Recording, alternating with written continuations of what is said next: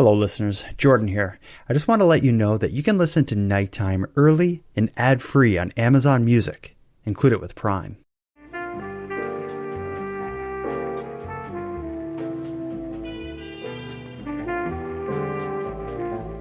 You are listening to the Nighttime Podcast. Hello listeners, and welcome to another installment of Nighttime's listener-contributed Encounters with Creeps series. If you're new to this series, I'm Jordan, and a few years back I asked you, the listeners of Nighttime, to share your personal experiences with unsettling, eerie, and downright creepy people. And ever since then, my inbox has been hit by wave after wave of your creep encounters, and I've been doing my best to bring these stories back to you. And that's what I'll be doing now. Tonight we're going to cringe at the 25th volume of real-life stories that will give you a reason to peek over your shoulder next time you leave the house. Joining me is series co-host Madeleine Klein, and together we're going to hear stories of creeps in a library, a creep with laminated notes, and a creep with some disturbing pictures on his phone that he'd like to show some people at a dollar store. So settle in, and welcome to volume 25 of your Encounters with Creeps. I found a note tied to the bus stop, and it read, "To the blonde girl, please read." Again, I never told anyone. Now this is said to you here on your podcast. I am pregnant right now, and he kept staring at my belly. Madeleine Klein, we are back. I'm so happy to have you here with me. It's been too long that we've been away, but I apologize. Here in Nova Scotia, it was what we call March break, which is the East Coast Canada version of spring break, and I was away. And here it was what I call third winter. So Third winter Regina. Let's talk about this. I haven't admitted this yet to anyone publicly, but during March break, I was in the United States. I noticed you were pretty quiet on social media. Yeah, as a Canadian, that's a very controversial place to go right now. But in my own defense, I booked the tickets, and some of the stuff I booked was non-refundable. I booked this all long before the current kind of like trade war, geopolitical crisis that we're in the middle of. Oh, and like this is, for people that don't know you, this is like an annual thing. Was an annual thing. So you probably booked it like last April. Yeah, pretty much. But anyway, I'm back now. It's I don't even know how long it's been since we last recorded, but we got a good one tonight. It's been a hot minute. It's been a hot minute. But you know, whenever I take a break, I find when you get back to it, things are like so much even better than they were. We did a Keep Canada Weird the other night. That was like our best one yet. This is going to be the best creep encounters yet. It's volume 25 as well, which is kind of like an anniversary. Yeah, it is. It's what is that? Like a quarter something? A quarter century of encountering creeps. And somehow they just keep getting better and better, or worse and worse, but whichever. Well, buckle your seatbelt, because we got a good one tonight. For people new to this series, welcome to volume 25. You've missed 25 hours-ish of it so far. A long time ago, I asked listeners of Nighttime to share with me a story of the time they encountered a creep out in the wild. Maybe a weird coworker, a bad first date, a random weirdo you ran into at the mall, a cat caller who took it way too far out on the street, that sort of thing. And I kind of thought, like, yeah, maybe this could be an episode. Like I said, we're now at volume 25. The creep encounter stories continue to pile in, and we got some good ones tonight. But Madeleine, let me just ask you, how do we start this every time? What do you refer to it as? A palate cleanser?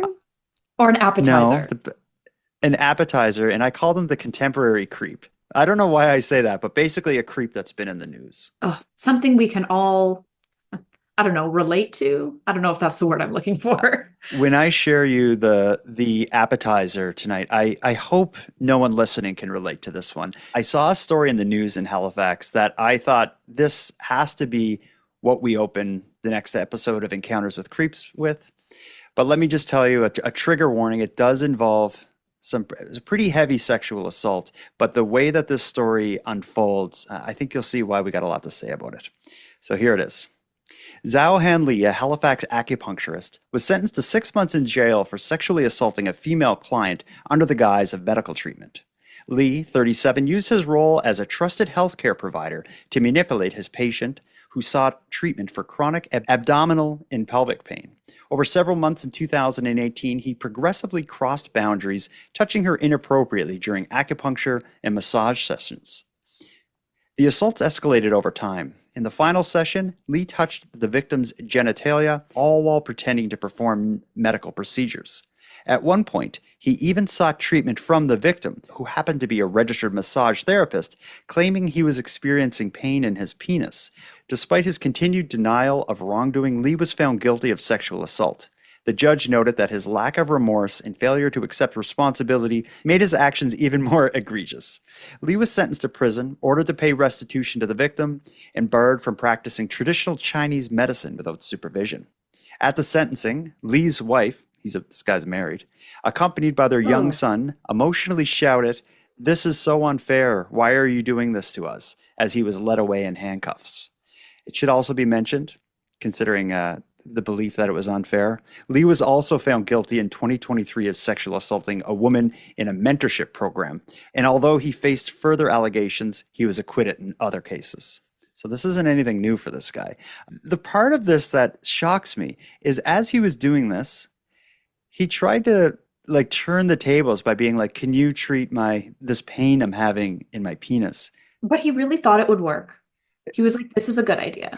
Could you, imagine the thought that is how you could trick someone into it. Is this someone who's just trying to trick her into sexual activity? Or could it be like a medical kind of kink or something he has? Because it could be both. So that's just, and also kind of off topic, but not really. What are you doing bringing your kids to court? To your husband's sentencing, to their father's sentencing for sexual assault. And also, why are you with him? My bags would have been packed in 2023 after the first allegations. Yeah, the first charges, found guilty. First charges. Yeah, and that also had to do with his business. That was charges related to a woman in a mentorship program. So that's kind of a question I have about this story is you would have thought he would have lost his job if he was charged with sexual assault relating to mentorship. So I'm assuming it's someone who was working with him. But I was also thinking maybe because it's this kind of sort of more holistic Chinese medicine or something, maybe it's not regulated the same way a traditional doctor would be. Oh, I guess. Yeah, you're probably right with that. But even now, his sentencing and conditions is he can't practice unsupervised. Maybe we should just take that away altogether. The whole thing is shocking, but it's in the style of Encounters with Creeps. This is not the first guy or the first person to take an opportunity to do something awful to someone. We have a whole bunch more to get to tonight. Let's get right into the Creep Encounters if you're ready for this. I think I am. That was trauma with a capital T. I'm ready for all of these with a lowercase t. Absolutely. And we should be clear about that is the Creep Encounters that we receive from listeners. We're not looking for stories like that are that heavy. We're looking for trauma with a lowercase t. Definitely creepy, but I prefer when they don't cross over into being illegal. Well, here comes one. I think we'll have a lot to say about this. So, one thing we've covered a lot is stories involving buses and bus stops. Here's a creep encounter involving a note at a bus stop. Hey there, big fan of the podcast. I was going through old papers from when I was back in university, and I found something that I thought you might find interesting. So back in the day, I used to go to university the same time at the same bus stop every single morning just to get a head start on the day. And at one time, I found a note tied to the bus stop, and it read, "To the blonde girl, please read. I drive by you almost every morning, and you are the most beautiful girl in the world to me. I love seeing your pretty face and long, skinny legs. You make me smile and bring me happiness. You've been on my mind a lot lately, so I decided to write this. XOXO from your secret admirer." This was laminated and also written on the back of a vehicle claims report from ICBC. Not sure what to make of this. I can only assume it was for me just because, the consistency of how I was there at the same time every morning and I was blonde.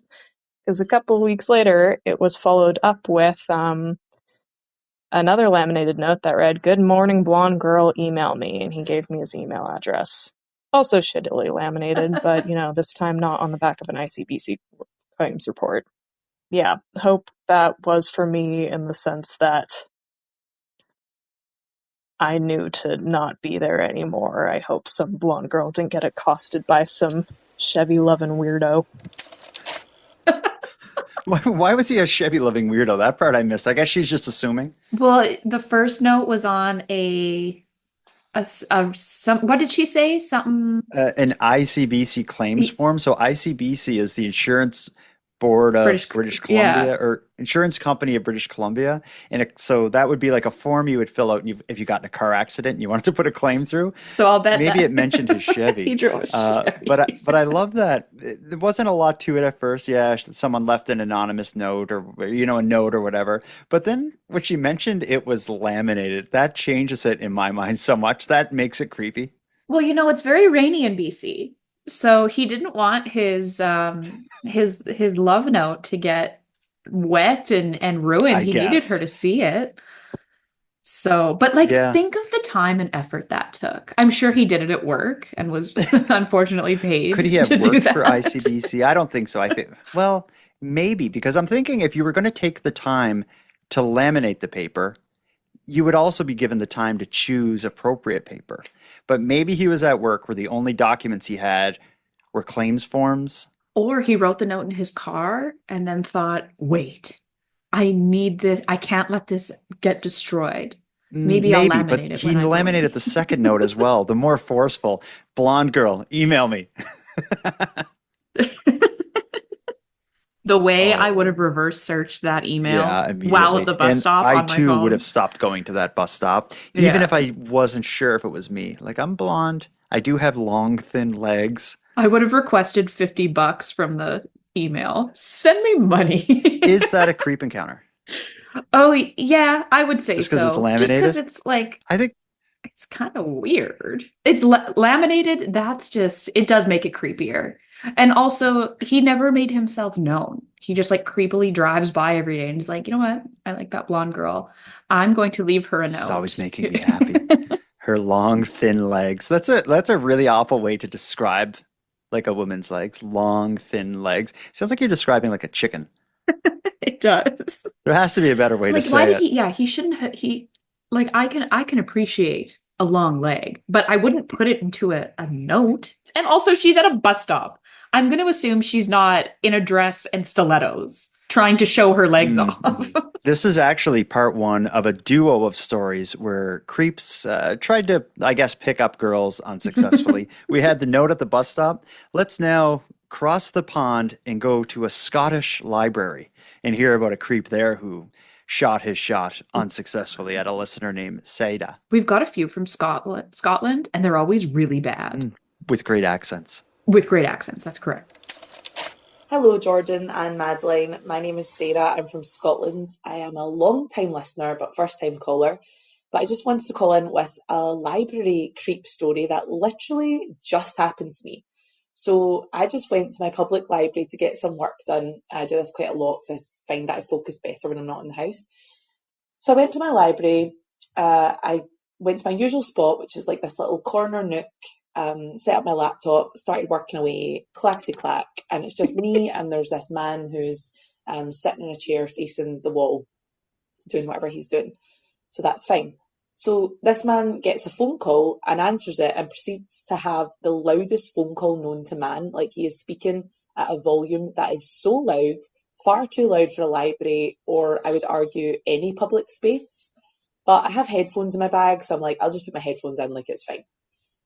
So he ends his phone call and then he turns to me and he says, "Oh, sorry for being loud and bothering you," which I was like, oh, self-awareness. We love that.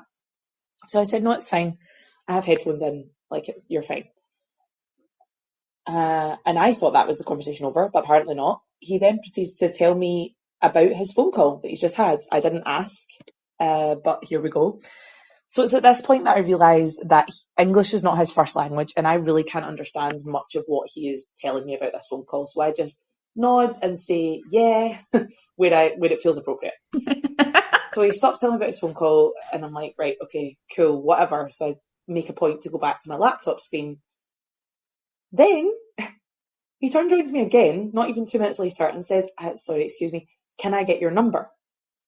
And I was so baffled by this extremely sharp right turn that this conversation had taken. So I just was like, I'm married, which is true. I am married, but there is a long list of reasons that I could have given to not give this man my number that come before I'm married, to be honest. But I thought this is probably the strongest one. Like, he'll just back off because I'm married.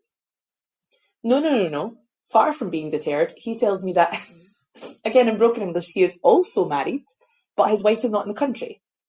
To which I'm just staring at and baffled because I'm like, that does not matter, bro. You're still married.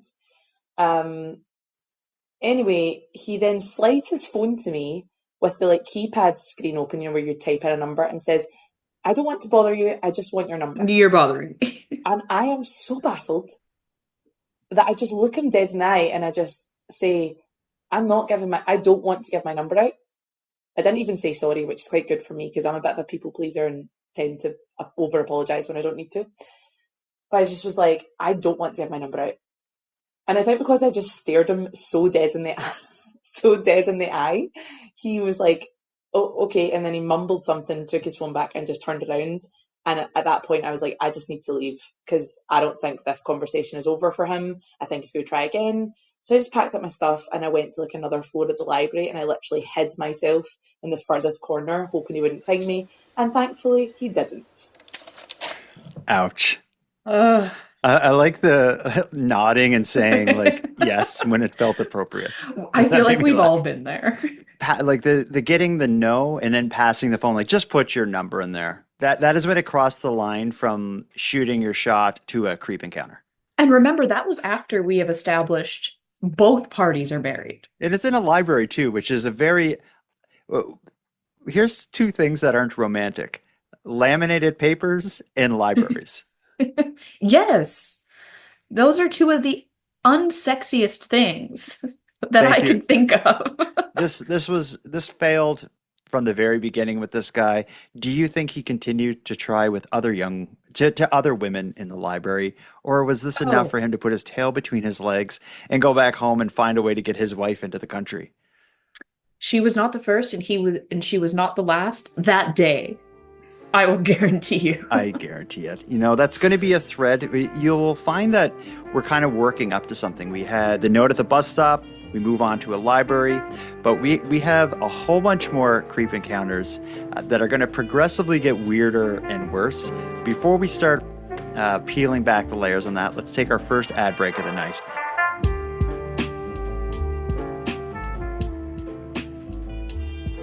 This one maybe will hit home for you a little bit. This involves a pregnancy and a creep at work. Oh, God. This we'll call the pregnant at work creep. Hi, Jordan and Madeline. I am pregnant right now, and I find that my creep sensitivity radar is so heightened. I was working an event.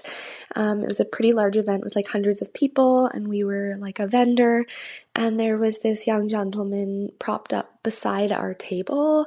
He was working at another vendor table, and I noticed from the corner of my eye, he kept staring at my belly.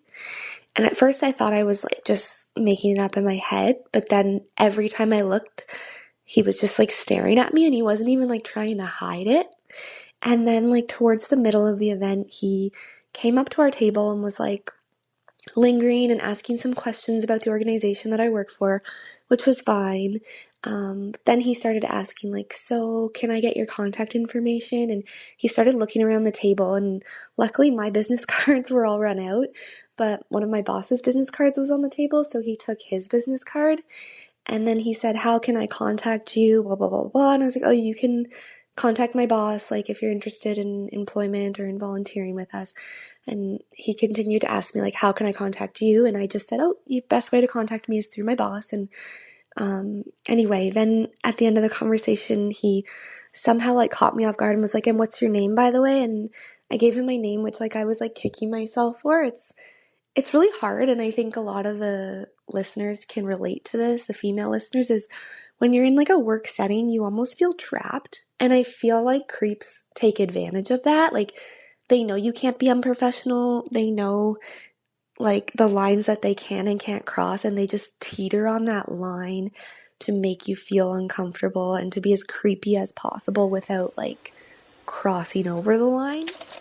She went on to thank us for the show, but I actually got an email recently from someone saying, "I love the Creep Encounter episodes, but it's annoying that everyone ends with like, I love the show. Thanks for doing these." They said, "Why don't you just edit that out so we don't hear it over and over again?" So I intentionally edited out the end of that, so you'll only hear it once this episode from someone.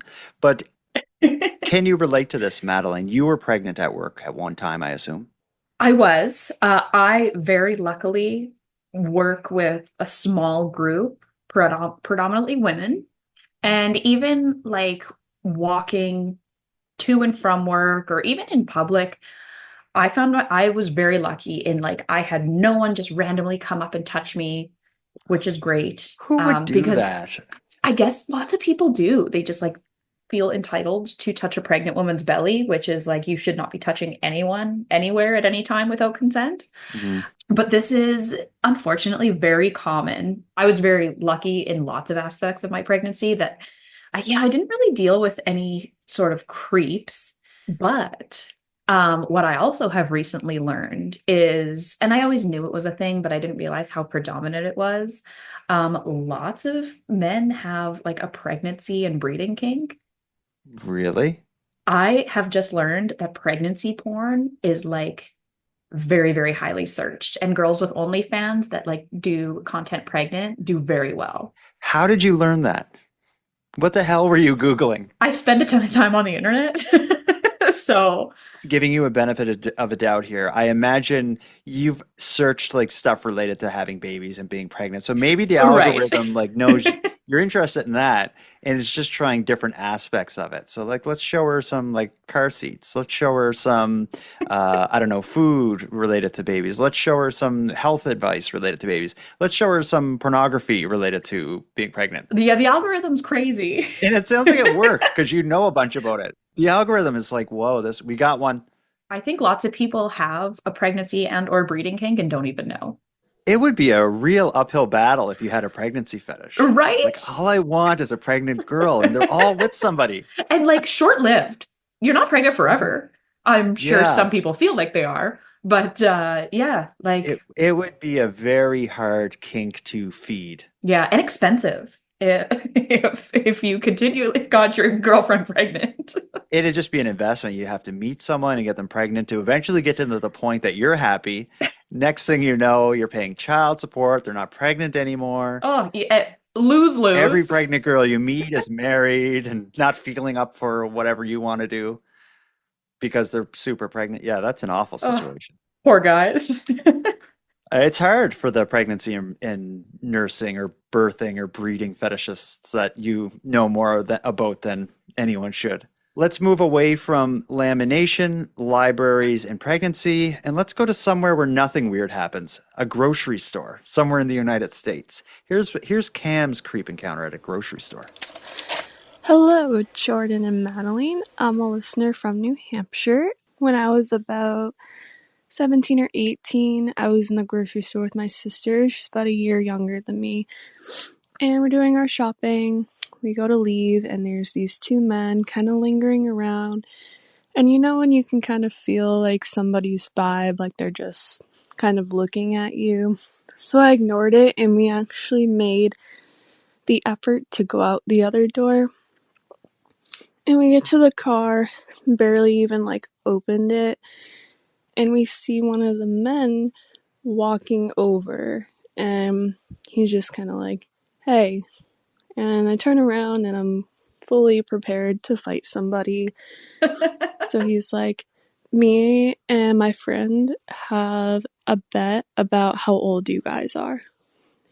And I'm just like, not in the mood. I looked at him in the face, and I was like, or you can mind your own effing business. Nice. He was taken aback, and kind of walked away like, okay. We get in the car. This guy was probably in his 40s, and he also had a 30 rack of beer with him. We were not even old enough to drink at the time, so you guys tell me, Is he a creep? Creep or just like social, creep or completely socially inept. No. When you bring age into the equation, when these girls were obviously very young, that's creepy. Mhm. And That's you very got, creepy. she called it like a 30 rack of beer. Is that like, Got to be like a 30 pack, yeah. I don't know if they even have that in Nova Scotia. We call it a 2-4. That's like 24 Yep. beer in a box. I'm not sure. I'm not a beer drinker. I think it's absolutely disgusting. But Me too. on the off chance I go and pick up a case of beer for, my friends or whoever, I am astounded at how expensive it is. Wow. Imagine how heavy it would be. 30 beer. Do you think you could lift that much? Oh yeah. And it costs some young girls outside of the grocery store No, see, while that would be carrying. hard. Yeah. Well, it's Um, gotta be 30 cans. 30 bottles would be very heavy. But yeah. I mean, we're Maybe a getting a little 30 off rack topic is, here, but yeah, we're caught up on is it. the 2-4 um bottles? I can't remember. Yeah. I think it It had comes to in be like both. glass bottles of beer. Yeah. Well, in my Uh, bartending days, you'd have to haul like cases of beer around. anyway, getting back to her Yeah. story, it's those guys, I think they were just hoping something could come out of it. Oh yeah. They got all their beer, they're going to do something stupid, and Like they were the type to have like a mm, countdown to the Olsen twins' 18th birthday. They're like that kind of creepy. is that a thing? It used to be, yeah. Isn't that Oh gross? gosh. Well, yeah, but I guess that was a while ago. They must be in their 30s now. I think they were born in 1985, so they're like pushing 40. How do you know what year? You're full of surprises tonight. You know what year the Olsen twins are born? I know everything. I'm very smart, Jordan. You must be weird, not good at trivia, but weird at trivia. The things you'll get right, like what? I know very unimportant things. Like I've got a great memory for unimportant things. Someone at work once told me I should have went to med school and become a doctor. I'm like, oh no. I only know like song lyrics and movie quotes. Like those are the things I remember. Um, one more creep encounter before we get to our final ad break. Let's go back to the library. We've been all over the place. Let's go back to a library and hear about Pauline's creep. I will tell you, this one is trauma with maybe not a capital T, but probably not a lowercase t either. But when I heard this call earlier today for the first time, I thought I would love to meet Pauline, who left this voicemail. Listen to Pauline's creep at a library many moons ago. I'm so intrigued. You'll see what I mean. Hi, my name is Pauline Kay. I live at Penetanguishene, Ontario. My story is from many years ago. I was early teens, I guess, around 13, 14. And my mom had an appointment in town, so she dropped me to our local library to spend some time there looking at books until she was able to pick me up again.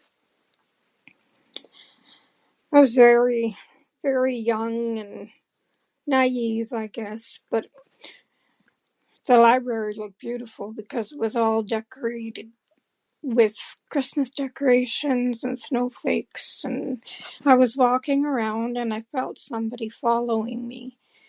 And it just seemed strange, but I wasn't sure what, I couldn't put my finger on it. So anyway, I kept walking around and I'd sit down at some point and I'd walk around, and then I noticed somebody at the end of the aisle. So I changed aisles, pretending to look at a book, and I saw him again. So I picked up that book and I went and I sat at a table nearby. And he comes down the aisle, looked very grubby in his clothing. I don't know if he was a homeless person, but I felt very uncomfortable. At that point, I looked up at his face and had a good look at him, but to this day, I've blocked what he looked like. I can't remember what his face looked like because all I can remember was his pulling down his zipper, taking out his privates, and playing with them and flipping them and making sure he knew that I had seen what he wanted me to see and gave him pleasure. I was so frightened. I was innocent. I had never seen a man before. I was confused and didn't know where to take that. I have never told this story to anybody. So tonight I'm getting up the nerve to write to you and tell you that even at Christmas, there are creeps around.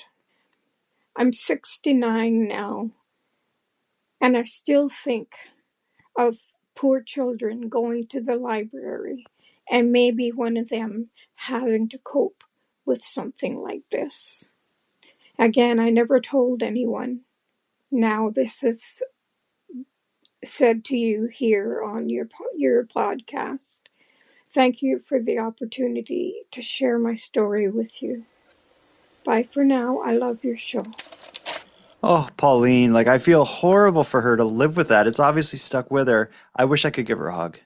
Me too. Also, how is this not a trauma with a capital T? Yeah, it is, right?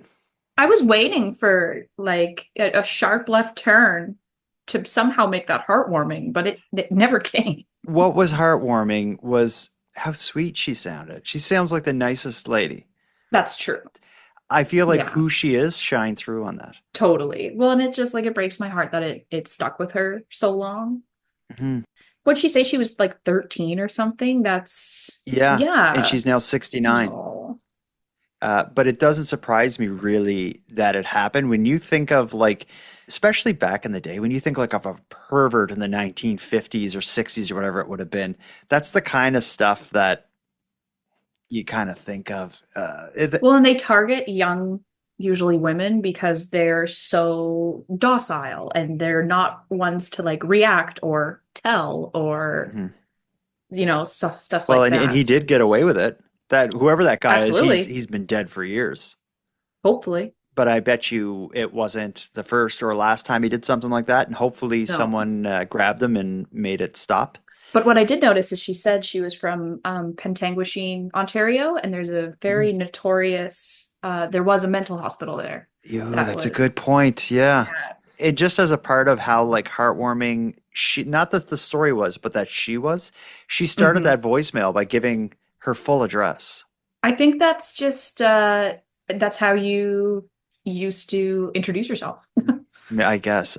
Yeah. Pauline, if you're, I hope she's still listening. If you're out there, Pauline, send me an email at nighttimepodcast@gmail.com and I'll send you something as a thank you for sharing the story with us and for listening. Because a part of her delivery, maybe what's affecting me, other than the horrific story, is she reminds me a lot of my grandmother. That sounded No. like my grandmother leaving a voicemail. Well, and I also just liked how even this many years later, she remembered like how beautiful the library looked because it was at Christmas time. Mhm. And And this little girl roaming around the library, just looking at books, spending time, enjoying the Christmas decorations, and then to drop that creep in there, like that guy. I know he's not listening, but wherever he is, screw you, buddy. Get help. I'm sure wherever he is, it's very hot. You're probably right, Madeline. But while we think about where he is and his eternal suffering, let's take a quick ad break. When we get back, we will have our second story involving a creep trying to show someone their genitalia. Another one? So buckle up for our big finish here.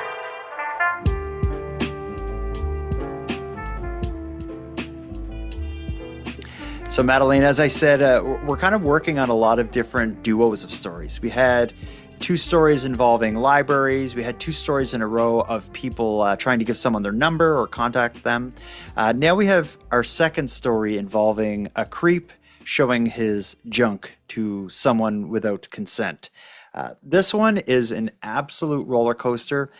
Very rarely do I like try to look if there's a creep story that involves police. I don't think I've ever like tried to look up details of the case or something of that nature. In this case, I did, and what I found just changes everything. Let's hear the creep story first, and then I'll walk you through everything I found about this. This is Madison from Alabama's perverted firefighter in a Dollar General store. Here it comes. Hi, I'm Madison from Alabama. Y'all do really good creep stories. And I'd like to tell you one from when I was a teenager at one of my first jobs in retail. It's just wild. there was this dude who would come in quite often, and I remember checking him out one time, and he sat his phone on the counter, and I glanced at his phone and saw a bunch of inappropriate mail places on his phone. And so I just hurried and checked him out, and I could tell he was bothered by me not looking at his phone. And I went and told my boss, look, if an employee comes to you about a situation like this, do not just brush it off, because then the events that led up to what I'm about to tell y'all will happen.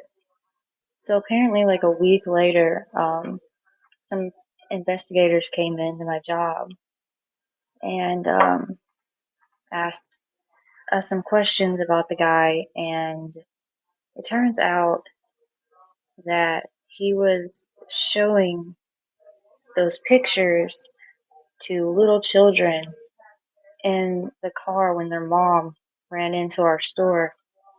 He showed them his private areas on his phone, and the mom had called the police about it. Like, you can look him up on Google. If you look up Hoover firefighter arrested for child indecency, you will see who I'm talking about. I can't remember his name. I don't want to. I completely forgot about the situation until I was listening to these podcasts. But yeah, my boss did not do the right thing. She should have reported it. And the investigators were surprised that I picked him out of a lineup photo within seconds. So just be careful. Don't leave your kids in the car alone, especially because those kids are probably traumatized. But thank you for listening to my story. I hope I never run into someone like that again. So let's first talk about what we know so far, and then we'll take it to the next level. By the sounds of it, she's working at a cash register. A man who she's seen before. She says I think she said he comes in often. While paying, he I think lays his phone on the counter with photos of his private place, and seems bothered that she's not noticing. I can almost imagine him being like, huh? Just, I need to know what would possess someone to do that. Is that called voyeurism? Well, voyeurism would be like spying on someone, but it seems That's when you're like watching. Yeah, Okay. but I don't know what that would be called, what he was doing. Creepy. Yeah, that's just being a creep with the young girl working the cash register. But what she says, and so she's had that experience. A week later, the cops show up, or investigators show up at her store, asking questions because apparently he did something similar to kids outside. And she says, that if you want to read about it, Google this guy. And I did Google him. But, and you were like, say no more. And I think if she's listening, she's probably going to learn more about this guy maybe than she knows, unless she followed his trial and the case against him. But she says she told her boss what happened, and she said, I feel like a little let down that the boss didn't do anything. We're going to redirect the blame very shortly from her boss to the police, who didn't do anything years prior when he was doing this stuff. So let me walk you through everything I found. Of course they didn't. So the first thing I found was an article outlining what happened in the store, I believe. I'll just read you a segment of it. A 41-year-old firefighter named Kevin Turpin was arrested on Wednesday after police say he showed obscene photos to 4 different females, 2 of which were under the age of 10. So I'm assuming that's the kids outside. Authorities said they were notified of the incident on November 14th.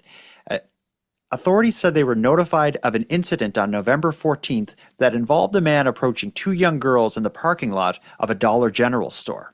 An investigation revealed that 2 adult females had also been approached by a man while they were inside of the dollar store. So I'm guessing one of the 2 adult females is her after meeting with the investigators. Right. It then goes on to say investigators were able to identify Turpin as the suspect, and on Wednesday they obtained 4 warrants against him, charging him with 4 counts of disseminating obscene material.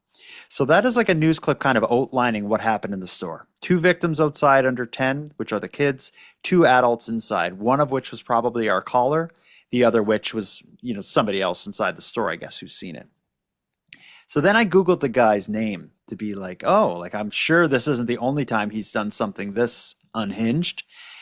And he didn't, because there's follow-up articles about him being, so he's charged here with these 4 counts. He did a little bit of time in jail before he gets bail awaiting his trial.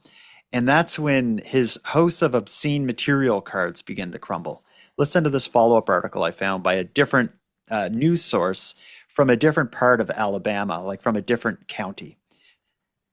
A Birmingham firefighter was recently arrested in Hoover with allegations he showed obscene photos to 4 different females, 2 of which were under the age of 10. He's now charged in another crime in Midfield. Kevin Turpin, 41, was released from the Hoover City Jail on Wednesday night and was immediately apprehended and taken into custody by Midfield police. In Midfield, Turpin is charged with indecent exposure. The incident happened 3 years ago at a Midfield donut shop where a 10-year-old girl was visiting with her grandmother while her mother was at work. It's alleged that Turpin walked in and out of the shop's bathrooms multiple times before approaching the girl and showing her a picture of his penis on his cell phone and asking, "Do you like what you see?" The mother said she immediately notified the police when this happened 3 years ago, filed a report, and signed a misdemeanor arrest warrant against him. She said she doesn't know why it took these 3 years to arrest him. They quote the mother, "This all could have been avoided," she said, concerning the recent Hoover incidents. So it seems like this guy, obviously he did it 3 years prior. Police identified him. They had her even sign like the warrant or something to arrest him. And it didn't happen. And he was able to then do basically the same thing to 2 other 10-year-old girls in a different county. Like and what year is that article from? It doesn't really matter, but is it like very recent? Like 2017, I think. 2017. Okay. Oh. Mm-hmm. So this interesting. And that really surprises me about Alabama, because like they don't screw around there when it comes to like breaking the law. I read a bit about this guy's background. He's, yes, a firefighter, also like a kind of like a medical first responder kind of guy. So he would have been in some positions where he would have had access to vulnerable people often. He ended up resigning from his job when he was charged with in relation to what we heard described at the Dollar General store. I couldn't figure out what eventually happened to him, but I'm thinking if you have a habit of approaching young girls, children, in like dollar store parking lots, donut shops, and showing pictures of your penis, that is some serious issues. And as we just learned, that stuff sticks with you forever. So like he traumatized those little girls for their lives. Yeah, just like we heard Pauline express earlier. Yeah, interesting how that ties together. We've been through a lot tonight. We've had some capital T. We had a lot of lowercase t. But I think it's, like we always end up with, I think it's a good collection of cautionary tales to keep your eyes open, your wits about you, look after the vulnerable people, because they're everywhere. These stories involve libraries, schools, work, grocery stores, walking down the street, walking your dog. It seems like it's everywhere all the time. You're being confronted, or you have the possibility of being confronted by these weirdos. But when we add in the news stories of it going to the point of the capital T trauma, it's always possible, and you can't give these people a break. No, and it's so unfortunate that, like you said, like really nowhere is safe. You really have to look out for each other, whether you know the person or not. Like if you see something, say something. But there were a few tonight that really, really upset me. Like I like creep stories that are like a little lighthearted and we can laugh at. But first guy, Pauline, like there were some heavy ones tonight. Yeah, I always try to make it so that the ones that go further than we're looking for are the news ones. Yeah. Pauline's was the exception. And well, that one just shed light on how the effects are so long lasting. Yeah, and it also contextualized the victims of the final story. That's right. The 3 10-year-old girls that had to deal with this, the police failing to put an end to it. Yeah, yet another slipped through the cracks at the cost of innocent victims. But this will not be the end of Encounters with Creeps, so let this be the opportunity to call out to any other listeners out there. We want to hear your story. If you've encountered a creep today, last week, in your life, we'd like to hear about it. We're looking for trauma with a lowercase t.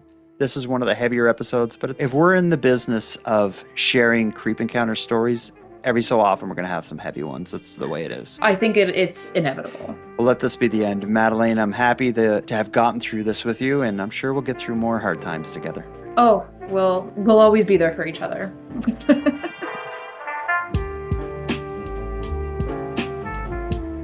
I want to thank you for joining us for this episode of Nighttime. I want to end here with a huge and sincere thank you to everyone who took the time to share your creep encounters with us. These stories serve as a great reminder to keep our eyes open and our wits about us. And to anyone else out there who thinks they have a story to share, we're going to be doing more episodes in this series, and we'd love to feature your encounter with a creep. You can share it with us at nighttimepodcast.com/contact. If you got a story to share, go there now. The voice recorder's easy to use, and if you make any mistakes or misspeak, don't worry, I'll edit before it goes to air. We're excited to hear from you. Now, with all that said, I'm going to start wrapping up this episode, but before we go, I have a few more thanks to give out. First, a thanks to Madeleine Klein for sharing another evening with me and with you, the listeners of Nighttime. A thanks to Monty Datta, who contributes the music for this show, and Linz from the Dystopian Simulation podcast, who provides my intro and outro voiceovers. And then lastly, but most importantly, a massive thank you goes out to each and every one of you listening to the show, as without your interest and your support, this show would be as pointless as it would be impossible. On the topic of support, let me thank the newest subscribers to the premium feed. Desiree, Stacy, and Bonnie, we appreciate you. And for anyone else who'd like to support the show, you can do it in a variety of ways. First of all, a premium feed subscription costs just a couple bucks a month, and that money will fund the creation of new episodes, but the premium feed will also give you those episodes 2 days early, give them to you ad-free, and give you access to a back catalog of episodes. If that sounds like something you're interested in, you can go premium at nighttimepodcast.com/subscribe. And even if you don't want to go premium, you can still support the show by sharing this episode on social media and letting all your like-minded friends know they should listen. If anyone out there has any story ideas or wants to give feedback on the show, you can submit a question or comment to be aired and responded to in an upcoming episode at nighttimepodcast.com/contact. We're excited to hear from you. But until then, take care of each other, hug your loved ones tight, and let me know if you see anything weird. The Nighttime Podcast is written, hosted, and produced by Jordan Bonaparte.